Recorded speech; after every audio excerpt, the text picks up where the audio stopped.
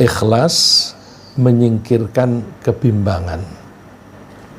Dalam kehidupan sehari-hari, kita kadang-kadang mengalami keadaan bimbang dan ragu dalam memilih dan memutuskan untuk menggapai tujuan A atau tujuan B. Misalnya antara tujuan A untuk menjadi dokter atau tujuan B untuk menjadi pengusaha. Ini problem bagi anak-anak yang masih muda untuk menelusuri atau mencoba memikirkan keterampilan apa, jurusan apa yang cocok dengan kepribadian kita. Itu kebimbangan dalam menggapai cita-cita. Kadang-kadang kita bimbang dan ragu bukan menggapai cita-cita, tetapi dalam menghadapi apa yang ada. Kalau cita-cita itu yang akan datang, tapi apa yang ada. Misalnya kita sekarang ini mempunyai tabungan dalam jumlah yang cukup banyak. Kadang-kadang kita bimbang ya, dan ragu dalam memilih apakah dana yang cukup banyak ini kita pakai untuk menggunakan untuk membeli mobil atau untuk pergi haji. Pertimbangannya macam-macam. Pergi haji atau beli mobil. Nah, kebimbangan itu membuat kita menjadi tidak nyaman. Begitu kita putuskan pergi haji, itu sudah satu langkah. Sudah satu langkah yang besar yang mempengaruhi kejiwaan kita. Kadang-kadang seorang pegawai bimbang dalam memilih kalau ada perintah. Misalnya perintah dari atasannya untuk pindah kantornya, misalnya tinggal di Surabaya. Atasannya mengharapkan dia pindah ke Jakarta. Tapi ibunya menghendaki lain. Maka pegawai itu bimbang dalam memilih apakah taat kepada majikannya untuk pindah ke kantor pusat di Jakarta atau taat kepada ibunya yang menghendakinya menemani beliau tinggal di kampung. Kebimbangan yang membuat hidup tidak nyaman semacam ini tidak perlu mengganggu pikiran kita jika kita berhasil memurnikan ketaatan dan tujuan hidup hanya kepada Allah. Taat, kalau taat itu berarti kan kita melakukan sesuatu karena diperintah oleh orang. Jadi sebab di situ, ya. Atau dalam pertimbangan untuk menggapai cita-cita atau tujuan itu ke depan. Jadi kadang-kadang kita itu berpikir merespon apa yang ada di belakang kita, perintah misalnya, atau angan-angan kita untuk menggapai sesuatu cita-cita itu di depan. Kemudian dalam ketaatan, mohon maaf, jadi kebimbangan yang membuat hidup tidak nyaman semacam ini sebenarnya tidak perlu jika kita berhasil memurnikan ketaatan dan tujuan hidup hanya kepada Allah. Kemurnian dalam ketaatan dan kemurnian dalam tujuan itu disebut ikhlas. Secara bahasa, ikhlas itu berarti memurnikan. Secara istilah, ikhlas berarti memurnikan tujuan hidup hanya dalam rangka mengabdi kepada Allah. Karena Allah adalah satu-satunya yang menciptakan dan mengatur alam raya, maka Allah menganjurkan kita untuk mengabdi dan taat hanya kepada Allah saja secara murni atau ikhlas. Perintah Allah, fa'budillaha mukhlishan lahuddin. Maka mengabdilah kamu kepada Allah dengan memurnikan agama. Agama itu way of life. Jadi kita diperintah oleh Allah untuk mengabdi kepadanya way of life kita, cara hidup kita hanya untuk itu saja. Kenapa? Ala lillahi dinul khalis. Hanya kepunyaan Allah. Agama itu yang bersih. Jadi agamanya Allah itu bersih, tidak ternodai kemusyrikan. Nah, saya coba ilustrasikan dalam gambar di depan kita ini. Ikhlas yang ideal itu kita mewarnai aktivitas kita. Jadi kalau kita melakukan suatu aktivitas, maka kita melakukannya itu dasarnya apa? Karena diperintah oleh Allah. Tujuannya apa? Karena diperintah oleh Allah, maka tujuan kita untuk menyenangkan Allah. Menyenangkan, karena kalau kita diperintah oleh Allah, kemudian kita mentaatinya, Allah akan senang. Kalau Allah perintahkan kita sholat, tapi kita tidak sholat, maka Allah akan murka. Jadi, karena kita ini misalnya adalah sholat ya, karena kita diperintah oleh Allah untuk sholat 5 kali sehari, sholat itu aktivitas, kita melakukannya dengan tujuan untuk menyenangkan Allah sesuai dengan perintahnya tadi. Nah, kalau kita diperintah Allah untuk melaksanakan sholat dengan tujuan menyenangkan Allah, maka cara pelaksanaannya juga harus sesuai dengan yang ditentukan oleh Allah. Sholat kita harus yang benar. Bagaimana cara niat, bagaimana cara melaksanakan syarat dan rukunnya sholat. Bahwa sholat itu harus bersih dari hadas, bersih dari najis. Terus bahwa sholat itu prosedurnya dimulai dengan takbiratul ihram, disertai dengan niat, diakhiri dengan salam dan sebagainya. Itu cara. Kemudian sarana yang kita pakai juga harus sesuai dengan yang diridhoi oleh Allah. Tempatnya, baju kita, kemudian ruangannya dan sebagainya, itu yang sesuai dengan apa yang ditentukan oleh Allah. Kita jangan sholat di tempat yang dilarang. Misalnya sholat di tempat najis, atau sholat memakai sajadah curian, itu nggak boleh. Jadi ikhlas yang ideal, ringkasnya adalah bahwa kita melakukan segala aktivitas karena kita merasa diperintah oleh Allah dengan tujuan untuk mencari ridho Allah dan menggunakan sarana yang disediakan oleh Allah dan dengan cara yang direstui oleh Allah. Nah, coba kalau kita perhatikan, saya bikin ilustrasi semacam ini. Di depan itu tujuannya Allah, di belakang perintahnya Allah, di atas cara itu yang ditentukan oleh Allah, di bawah itu sarana yang dipakai semua Allah. Jadi dari belakang ya Allah, di depan Allah, di atas Allah, dan di bawah Allah. Mudah-mudahan ilustrasi ini memudahkan pemahaman kita, sehingga orang yang ikhlas itu menganggap bahwa orang itu sedang menjadi hamba, mengabdi kepada majikannya, yaitu Allah, dan majikannya hanya satu-satunya, yaitu Allah. Satu-satunya inilah yang menentukan bahwa dia itu ikhlas, murni, tujuannya hanya satu. Ya, karena itu, karena tujuannya hanya satu, maka ketaatan itu hanya kepada Allah. Nah, karena prinsip kebijakan Allah itu selalu konsisten dan tidak berubah-ubah, maka mentaati Allah tidaklah sulit.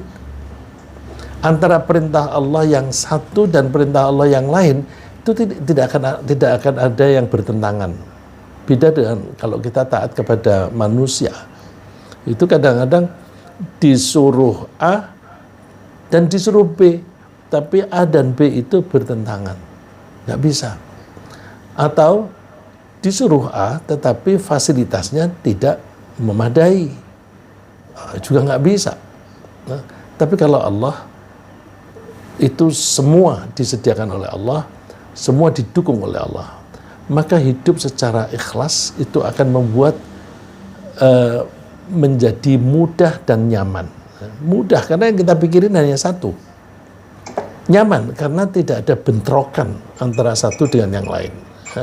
Bentrokan itu seperti yang digambarkan oleh Allah, daraballahu mathalan rajulan fihi syuraka'u mutasyakisuna wa rajulan salaman lirajul hal yastawiyani mathala. Alhamdulillah bal aktsaruhum la ya'lamun. Kita mesti ingat bahwa Al-Quran diturunkan pada zaman itu masih ada perbudakan. Sebelum Rasulullah SAW lahir, perbudakan itu sudah ada. Terus Islam itu mengikis habis perbudakan, tapi dengan cara yang bertahap dan dengan dorongan yang baik, maka perbudakan itu pelan-pelan bisa hilang tanpa ada konflik. Kalau di Amerika itu baru belakangan ini, kalau Nabi Muhammad kan sudah 14 abad yang lalu. Di Amerika itu baru 3 abad yang lalu. Itu mereka ingin menghilangkan perbudakan, harus ada perang saudara. Nah, jadi kalau di sini dibicarakan mengenai perbudakan, kita ingat konteks zaman itu. Allah memberikan percontohan seorang budak yang dimiliki oleh beberapa orang. Nah, orang yang memiliki itu mempunyai kepentingan yang berbeda-beda. Syuraka'u mutasyakisun. Syuraka itu jamak dari syarik, yang kita pakai dalam bahasa Indonesia itu sarekat. Jadi kalau perusahaan sarekat itu berarti perusahaan dimiliki oleh sekelompok orang. Mutasyakisun, mereka mempunyai kepentingan yang berbeda-beda. Bandingkan dengan budak yang dimiliki hanya oleh satu orang saja. Apakah sama? Kalau yang memiliki satu orang, enak, ketaatan hanya kepada satu orang saja. Tapi kalau yang memiliki 2 saja, kita akan bingung. Aku mau nuruti investor A atau investor B. Oleh karena itu, Allah memberikan contoh ini mudah sekali. Nah, kalau dalam zaman sekarang, mungkin kalau diumpamakan budak itu sulit kita membayangkan karena nggak ada perbudakan.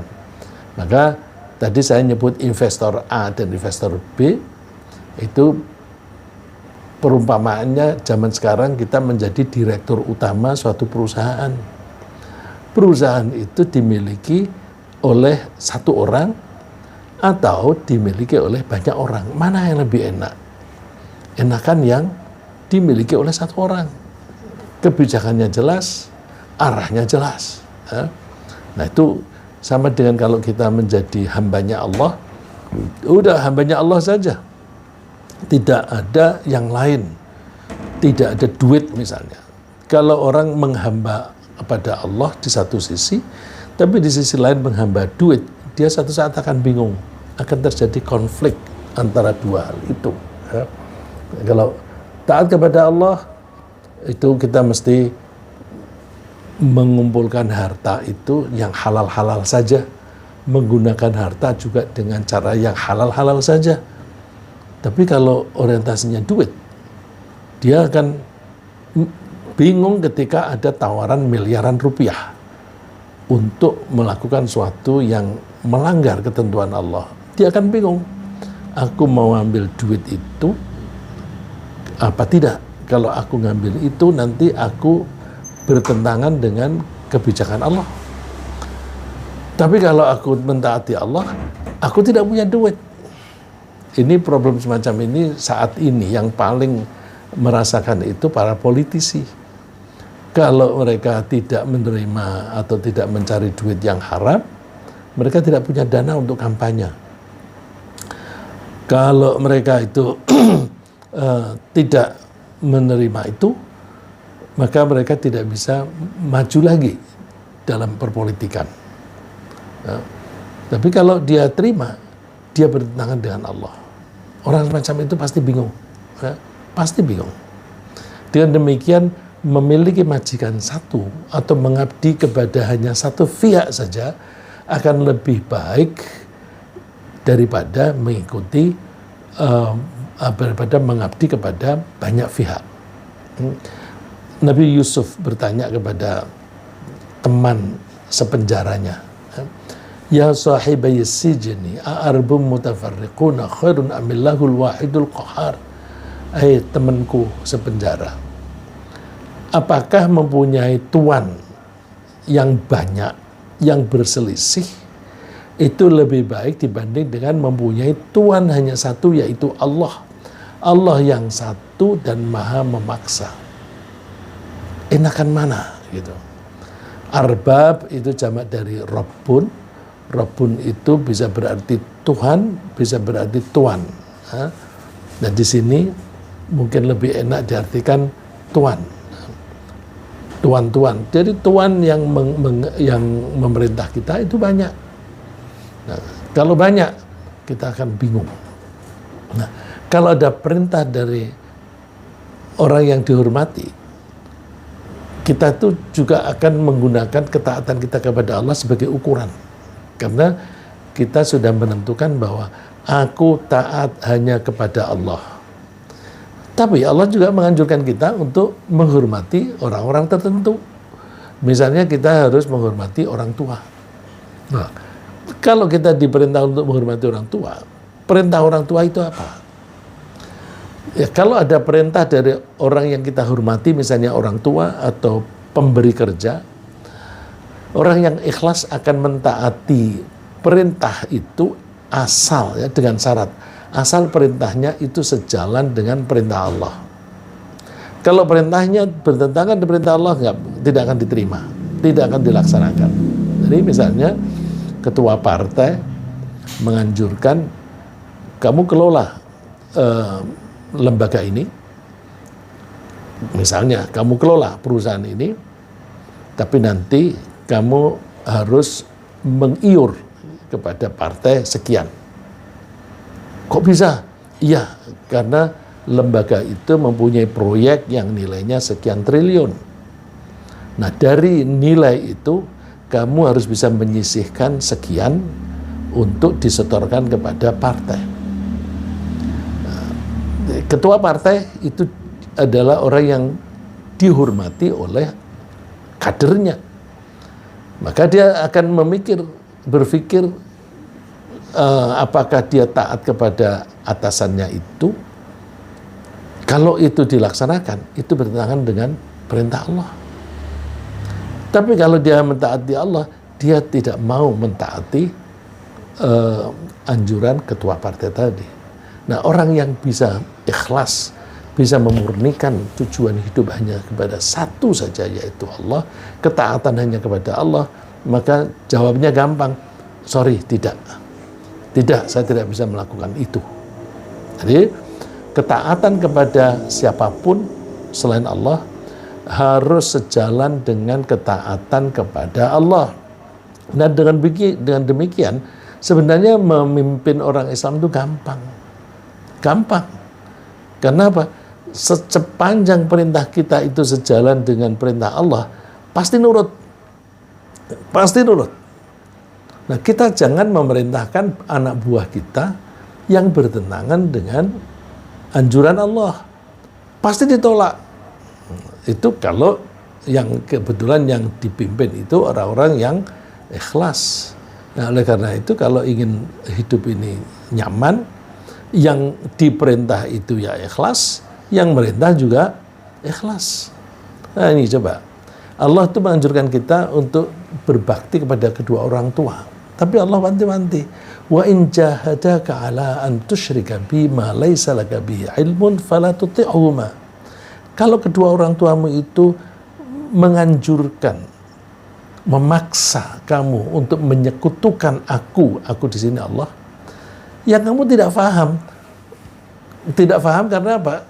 Akal ini akan merasa yang logis, Tuhan itu hanya satu.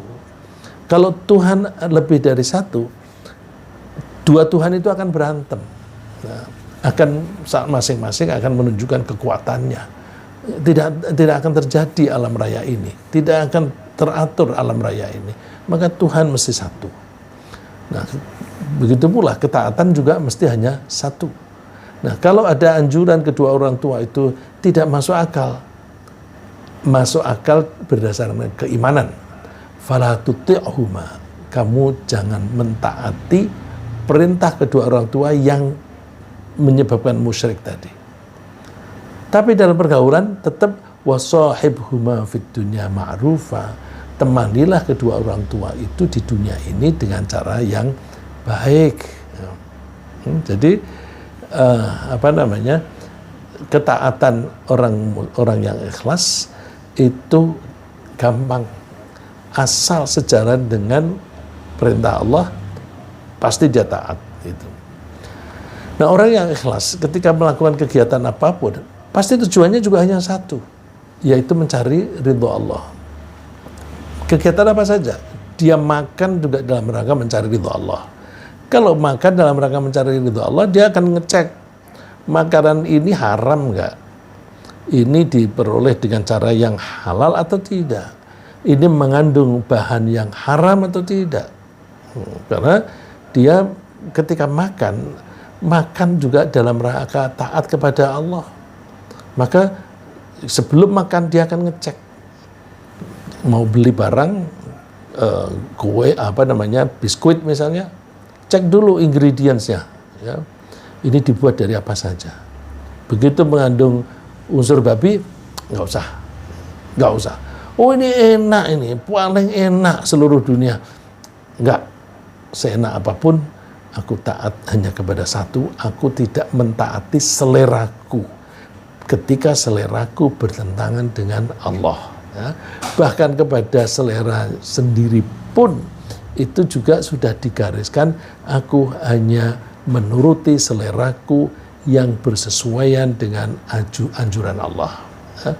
Mereka menyadari bahwa fasilitas mereka itu tidak akan menghasilkan bahwa aktivitas mereka, ya, mereka menyadari bahwa aktivitas mereka tidak akan menghasilkan pahala atau tidak menghasilkan keuntungan di akhirat jika tidak bertujuan dalam rangka mencari ridho Allah. Jadi kita sholat, kita bersedekah hanya akan memperoleh pahala dari Allah jika apa yang kita lakukan itu tujuannya hanya dalam rangka mencari ridho Allah. Nah, ini salah satu contohnya adalah bersedekah. Bersedekah itu baik, ya. Ukuran dunia baik, ukuran akhirat juga baik. Tapi niatnya hanya satu, wa ma tunfiquna illa ibtigha'a wajhillah. Jangan kamu bersedekah kecuali dalam rangka mencari ridho Allah. Ya. Terjemahan ayat ini, kalau kita membaca buku terjemahan dari Kementerian Agama, wa ma tunfiquna itu diartikan membelanjakan sesuatu. Kalau kita mengartikan membelanjakan, jangankan sedekah, kita membelanjakan harta saja, harta kita itu juga kita cek. Kalau aku belanjakan dengan cara ini diridhoi Allah apa enggak? Misalnya akan memberi hadiah kepada atasan. Ya, biasanya si anak buah itu kadang-kadang memberi hadiah kepada atasan, yang seharusnya kan atasan yang memberi hadiah kepada bawahan. Tapi di Indonesia ini banyak terbalik, ya. Si yang lebih miskin memberi kepada yang lebih kaya. Nah, kalau misalnya itu memberi hadiah kepada atasan atau kepada siapapun, terus kemudian dia kan bukan orang Islam, kita beri birrah gitu. Jadi parcelnya itu ditambah satu unsur bir. Boleh nggak? Nggak boleh. Karena kita untuk membeli bir, kita mesti menggunakan uang kita. Kita tidak boleh mengeluarkan uang kita untuk sesuatu yang dilarang oleh Allah. Jadi ketika kita membelanjakan harta kita untuk apapun itu mesti diukur. Ini direstui Allah atau tidak. Jadi sedekah itu akan menghasilkan pahala jika tujuannya hanya untuk mencari ridho Allah. Sebagaimana firman Allah, "Wa ma li ahadin 'indahu min ni'matin tujza illa bitigha'a wajhi rabbil a'la." Tidak ada kenikmatan yang diberikan kepada orang lain itu dibalas kecuali pemberian itu dalam rangka mencari ridho Tuhan yang maha tinggi. Nah, orang yang ikhlas ketika diberi sarana oleh Allah, sarana kita itu misalnya diberi sarana bumi sebagai tempat tinggal, tempat berjalan, nah, itu kan sarana dari Allah. Nah, ketika kita misalnya diberi sarana oleh Allah, sarana apapun, kita mesti menggunakannya untuk melaksanakan tugas dari Allah. Karena ketika kita mentaati Allah dalam tugas apapun, kita memerlukan sarana. Pergi haji kita membutuhkan kendaraan. Kendaraan itu bisa kita sewa. Dengan sewa itu bisa rame-rame dengan kita membeli tiket pesawat terbang misalnya. Nah itu jadi ketika pergi haji, sarana yang kita pakai untuk membeli tiket dan sebagainya itu mesti yang halal. Nah, orang yang ikhlas itu menggunakan sarana yang diberi oleh Allah apapun itu hanya dalam rangka melaksanakan tugas dari Allah. Allah menggambarkan orang-orang semacam itu sebagaimana alladzina immakkannahum fil ardi aqamus sholata wa atawuz zakata wa amaru bil ma'rufi wa nahu 'anil munkar. Mereka itu kalau kami tempatkan di bumi. Nah, tempatkan di bumi. Bumi ini kan fasilitas. Ada yang di dalam kota, ada yang di atas pegunungan. Itu semuanya fasilitas dengan kelebihan masing-masing. Di tengah kota itu kemudahan untuk membeli apapun yang dibutuhkan dalam hidup. Di bukit-bukit itu kelebihannya mendapatkan udara segar dan sebagainya. Dimanapun orang yang ikhlas itu ditempatkan oleh Allah, mereka akan taat kepada Allah dengan mendirikan sholat, dengan menunaikan zakat, dan mau menganjurkan kepada kebaikan, dan mau mencegah kemungkaran. Misalnya lagi, ini salah satu karakternya orang ikhlas. Jika dia diberi apapun oleh Allah, dia menerjemahkan pemberian Allah itu sebagai penugasan. Allah berfirman, la yukallifullahu nafsan illa ma ataha. Allah tidak memberi beban tugas kepada seseorang kecuali sesuai dengan apa yang diberi oleh Allah. Misalnya apa? Ketika seseorang diberi anak oleh Allah, dia menangkapnya pemberian ini sebagai tugas. Tugas untuk merawat dan mendidik anak itu akan menjadi manusia yang berbakti kepada Allah. Bukankah Allah berfirman, "Wa ma khalaqtul jinna wal insa illa liya'budun." Aku tidak menciptakan manusia dan jin kecuali supaya dia mengabdi kepadaku. Kalau kita diberi anak, maka tugas kita merawat dan mendidik anak ini agar nanti dia mengabdi kepada Allah. Itu dia dapat apapun dari Allah, lalu itu diterjemahkan sebagai tugas. Misalnya lagi, ketika seseorang itu memperoleh kemudahan dalam mencari penghasilan, kerja tidak terlalu berat, penghasilannya banyak. Nah, sehingga dia mempunyai banyak tabungan.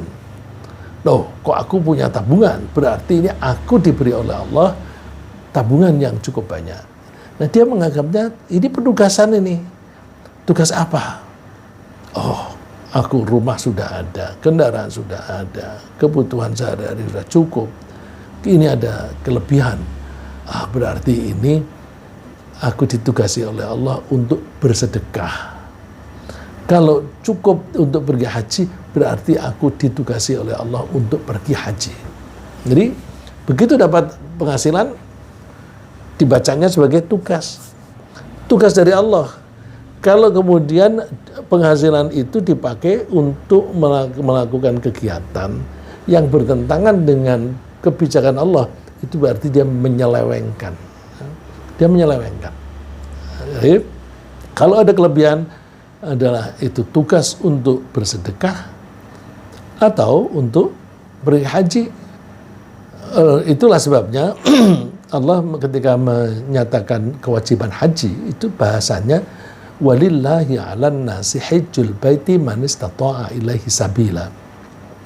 Ini kalau diartikan harfiah, manusia punya hutang kepada Allah dalam bentuk haji ke Baitullah. Jadi Allah menyebutnya hutang yang harus dibayar oleh Allah. Siapa yang berhutang? Man istata'a ilaihi sabila. Siapapun yang ada kemampuan untuk pergi haji. Kemampuan itu macam-macam, ya, ada tenaga, ada uang dan sebagainya. Kalau ada kemampuan, itu berarti dia utang kepada Allah. Nah, kalau utang sampai dia mati belum haji, berarti dia mati dalam keadaan masih berhutang. Berhutangnya kepada Allah Ta'ala. Nah, itu dia menerjemahkannya begitu. Pokoknya apapun yang dia peroleh, itu artinya tugas. Beda dengan kebanyakan kita. Kalau kita memperoleh apapun, kekayaan atau apa, terus kita menganggapnya prestasi. Karena kita menganggap prestasi, maka kita menjadi bangga. Dengan kebanggaan itu, lama-lama kita menjadi sombong.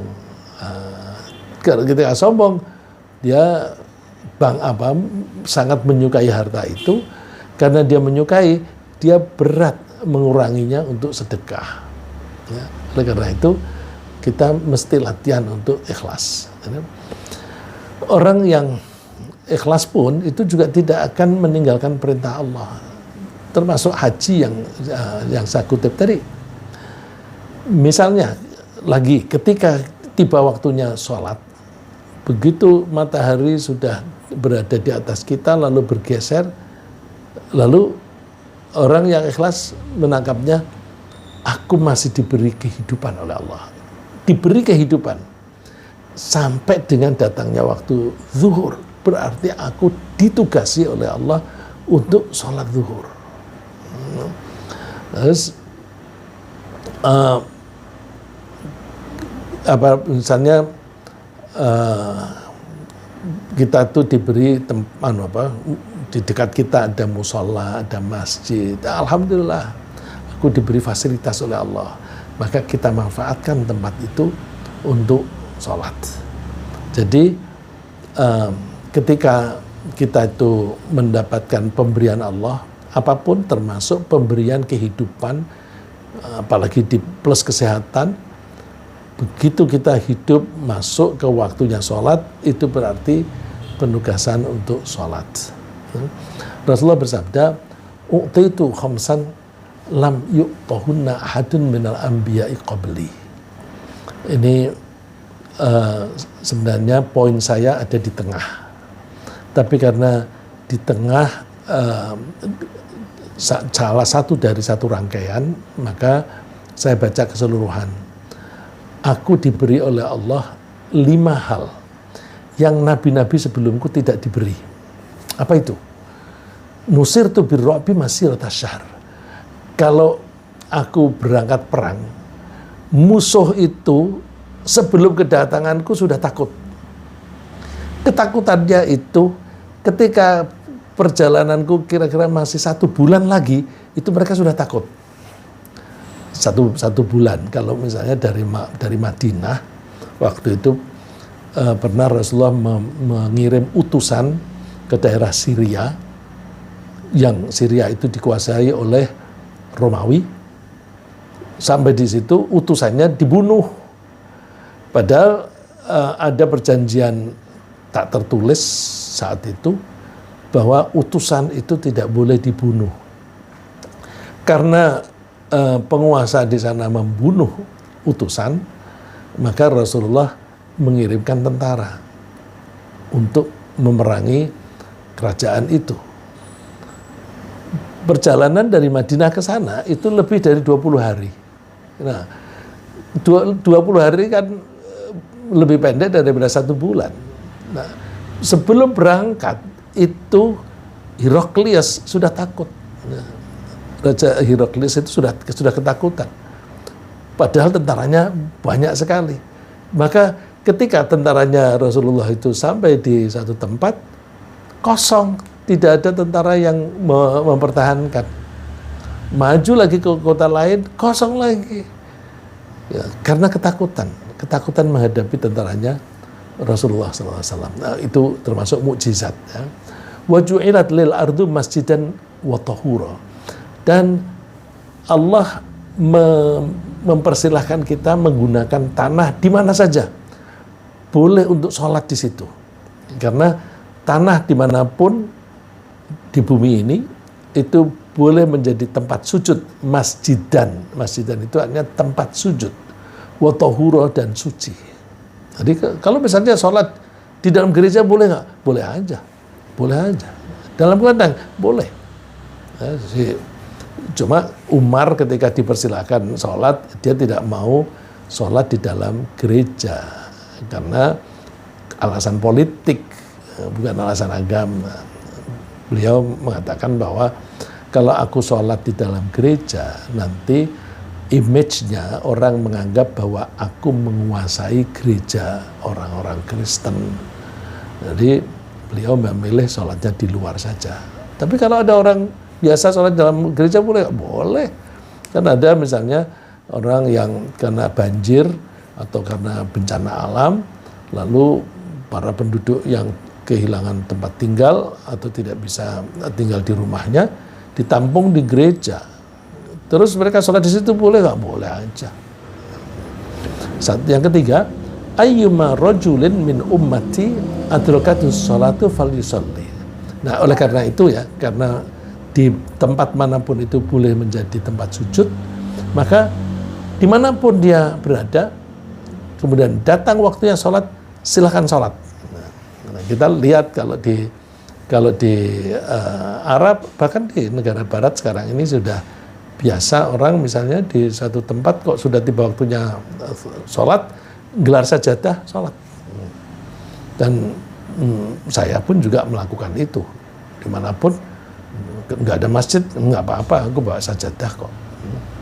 Wa uhillat li al-ghanaim. Rampasan perang itu halal untuk Nabi Muhammad dan umatnya. Dulu nabi-nabi dulu nggak boleh. Kalau perang kemudian berhasil merampas peralatan orang-orang kafir, itu nggak boleh dipakai, harus dimusnahkan. Tapi untuk umat Nabi Muhammad boleh dipakai. Dan logikanya, kalau itu tidak dipakai atau apalagi dikembalikan kepada mereka, kalau dikembalikan nanti mereka gunakan untuk memusuhi kita lagi. Ya udah, kita pakai saja. Kalau dihancurkan nanti tidak ada gunanya membuang benda-benda yang masih ada gunanya. Nah, itu sekarang halal. Wa kana an-nabiyyu yub'atsu ila qaumihi khassah. Ya, keistimewaan lagi bahwa nabi-nabi yang lain dulu itu diperintah hanya khusus untuk masyarakatnya, untuk umatnya. Tapi wa bi'itsu ilan nasi kafah. Aku diutus untuk seluruh manusia. Satu lagi, wa utitu syafa'ah, dan aku diberi syafaat, diberi otoritas untuk menolong orang yang akan masuk surga, masuk neraka, ditolong supaya tidak jadi masuk neraka tapi dimasukkan ke surga. Nah, dalam kaitan dengan topik kita hari ini, bahwa apapun yang diberikan oleh Allah itu kita gunakan untuk mengabdi kepada Allah. Misalnya kita diberi tempat tinggal, kita menggunakan tempat tinggal itu untuk melaksanakan kewajiban-kewajiban. Kita ditempatkan di Indonesia atau di Jakarta, ya kita mesti di situ melaksanakan tugas-tugas dari Allah, sholat 5 waktu, kemudian kita gunakan untuk amar ma'ruf, nahi mungkar, dan sebagainya. Terus ketika kita melaksanakan tugas, mudah-mudahan kita ini orang yang ikhlas, ya. Ketika kita yang ikhlas ini melaksanakan tugas, kita tidak perlu merasa stres. Tugas banyak dari Allah, nggak perlu stres. Karena apa? Kita tidak ditugasi untuk melakukan kegiatan yang melampaui kapasitas kita. Sebisa kita sholat justru berdiri. Tapi kalau orang yang karena suatu alasan dia tidak bisa berdiri, duduk boleh.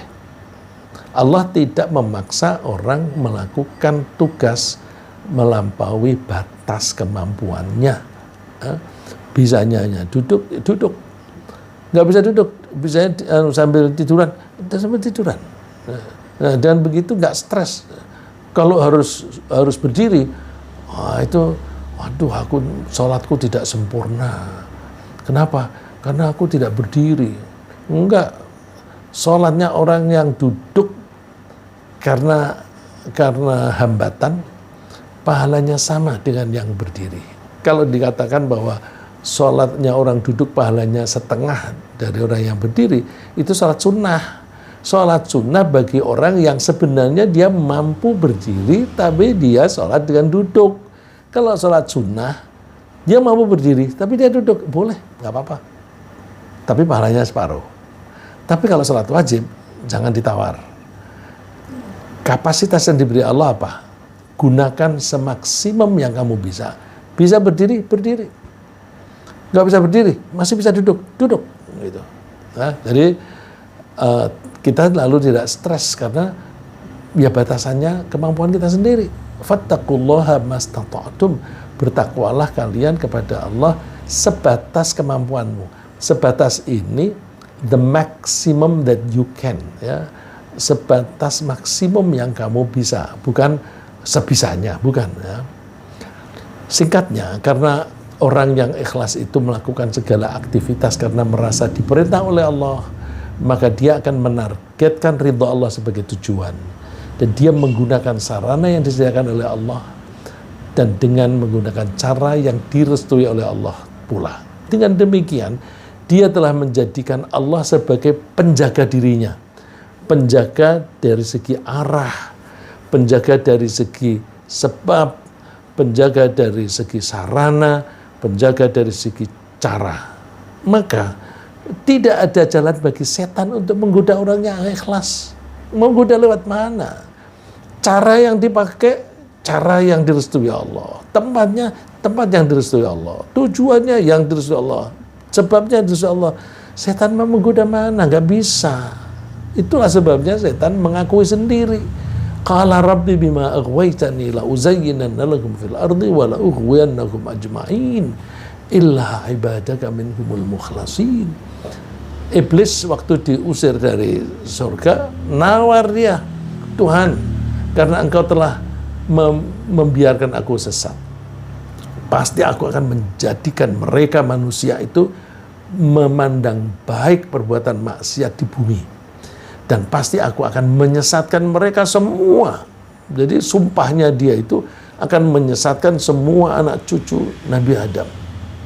Tapi dia mengakui, kecuali hamba-hambamu yang ikhlas di antara mereka. Jadi setan sendiri mengakui, nggak bisa deh angkat tangan kalau menggoda orang yang ikhlas. Ya karena seperti tadi. Maka ilustrasi yang saya gambarkan tadi, itu mudah-mudahan membantu. Dari depan, dari belakang, dari atas, dari bawah, semuanya itu Allah, gitu. Karena semua Allah, ya berarti sama dengan kita dijaga oleh Allah. Setan nggak bisa. Lebih jauh lagi, orang yang ikhlas juga menyadari bahwa karena Allah adalah satu-satunya yang menciptakan dan mengatur alam raya, maka tidak mungkin orang yang ikhlas itu melampaui kehendak Allah. Apapun hanya bisa terjadi jika Allah menghendakinya, dan apapun tidak mungkin terjadi jika Allah tidak merestuinya. Maka meskipun orang yang ikhlas itu bekerja keras untuk menggapai suatu tujuan, dia akan menyerahkan atau bertawakal kepada kehendak Allah atas apapun hasil usahanya. Dia meyakini la haula wala quwata illa billah, tidak ada kekuatan dan tidak ada daya kecuali dengan pertolongan Allah. Maka ya udah, menyerahkan aku berusaha melakukan ini, tapi berhasil atau tidak, terserah Allah. Karena orang itu bertawakal kepada Allah, maka dia sekaligus mengharapkan Allah sebagai pelindung dia. Karena dia mengharapkan Allah melindungi dia, maka setan pun juga tidak bisa menggoda orang yang bertawakal kepada Allah. Innahu laisa lahu sultanun 'alal ladzina amanu wa 'ala rabbihim yatawakkalun. Setan itu tidak mempunyai kemampuan untuk menggoda orang yang beriman dan bertawakal. Dengan demikian orang ikhlas adalah orang yang menjalani kehidupan ini dengan komitmen penuh untuk melaksanakan tugas-tugas dari Allah dan meninggalkan apapun yang dilarang oleh Allah. Jalan hidupnya jelas dan perilakunya konsisten sehingga kejujurannya bisa diandalkan. Ketika diajak bergaul pun juga mudah karena apa? Perilakunya konsisten. Dari kalau anak mau minta duit pada bapaknya, asal tujuannya itu benar, maka bapaknya itu akan memberi kalau dia memang memiliki. Tapi orang yang perilakunya tidak konsisten, itu kalau mau minta uang untuk biaya kuliah, mungkin ibunya bilang, jangan sekarang, bapakmu lagi bete. Jangan sekarang, bapakmu lagi marah. Jadi dia akan membiayai sekolah anaknya atau tidak, itu tergantung moodnya. Kalau orang yang ikhlas, tidak bergantung pada moodnya. Karena apa? Mereka konsisten. Innal ladzina qalu rabbuna Allahu tsumma istaqamu fala khaufun 'alaihim wa la hum yahzanun. Orang yang mengatakan bahwa Tuhan kami Allah kemudian perilakunya itu konsisten, maka mereka itu tidak perlu merasa takut dan sedih. Jadi orang yang ikhlas perilakunya konsisten dan mereka juga dirahmati oleh Allah dalam bentuk ketentraman hati. Tidak ada takut, tidak ada sedih, berarti tidak akan ada stres dan tidak ada kegalauan, tidak ada depresi. Jadi beruntunglah orang-orang yang bisa ikhlas memurnikan way of life-nya atau memurnikan hidupnya ini hanya untuk mengabdi kepada Allah. Ringkasnya apa yang kita bahas pagi ini, bahwa ikhlas itu berarti menganggap Allah sebagai satu-satunya tujuan aktivitas.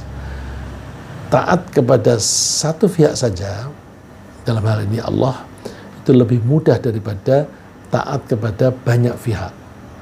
Orang ikhlas tidak akan mengalami konflik of motivation, konflik motivasi yang bisa menimbulkan kebimbangan. Ini poin yang sesuai dengan judul yang ketiga ini, ya. Orang ikhlas tidak akan mengalami konflik motivasi yang menimbulkan kebimbangan. Dan setan tidak mampu menggoda orang yang ikhlas dan tawakal. Semoga Allah membersihkan hati kita sehingga kita bisa memurnikan pengabdian hanya kepada Allah Subhanahu wa ta'ala. Amin.